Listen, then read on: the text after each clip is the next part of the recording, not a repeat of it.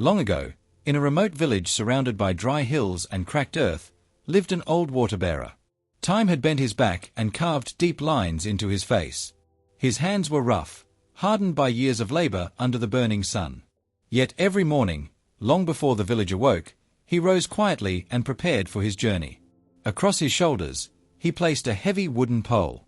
From each end of the pole hung a clay pot.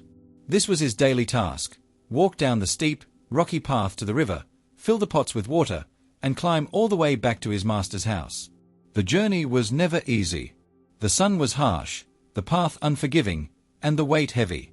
Still, the old man walked on without complaint. The two pots, however, were very different. On one side hung the perfect pot.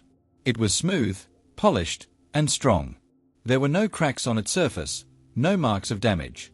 Every day, it delivered its water completely full. Not a single drop was lost. It took pride in itself and believed it was superior. On the other side hung the cracked pot. It was old and worn. A deep crack ran down its side. As the water-bearer climbed back from the river, water slowly leaked out of it. Drip, drip, drip. The cracked pot felt every drop leave its body. It watched the water fall onto the dry ground and disappear into the dust. It saw the old man sweating, his legs trembling under the weight, and a heavy guilt grew inside it. He works so hard, the pot thought. And because of me, his effort is wasted. Days passed. Weeks turned into months. Months turned into years. For 2 long years, the cracked pot delivered only half its water to the house. The perfect pot noticed this and often boasted proudly. "Look at me," it said. "I am flawless. I do my job perfectly." The cracked pot said nothing. It lowered its gaze in shame. Slowly, a painful belief took root in its heart. "I am useless. I am a burden. I should not exist." It wished the water-bearer would replace it with a new pot, one without flaws. One morning, while standing by the river, the cracked pot could no longer remain silent. As the old man filled both pots and lifted the pole onto his shoulders, the cracked pot spoke, its voice trembling. "Master, I need to apologize." The old man stopped walking. He adjusted the pole and looked at the pot gently. "Apologize? For what, my friend?" he asked. "For 2 years, I have failed you," the pot cried. "Because of my crack, water leaks out every day. You walk so far and work so hard, yet I give you only half of what I should. I am broken and useless. Please replace me." The old man listened quietly. There was no anger in his eyes, only kindness. A warm smile spread across his face. "As we walk back today," he said softly, "I want you to do one thing. Do not look at your crack. Do not look at the water.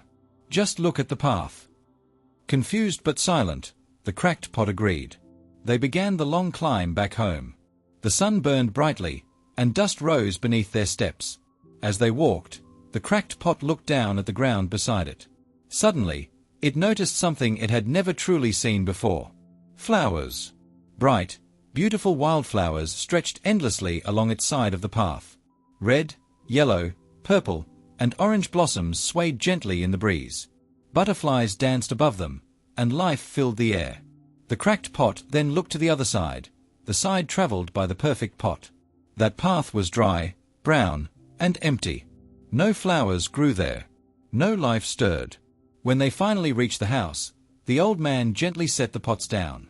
He turned to the cracked pot and asked, "Did you see the flowers?" "Yes," the pot whispered. "They were beautiful."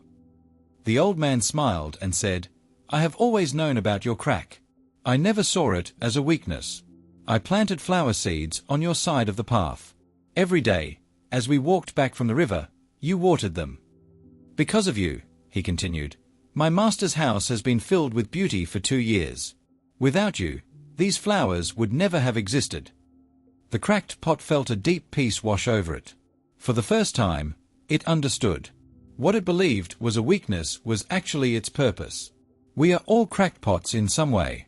We all carry flaws, wounds, and imperfections.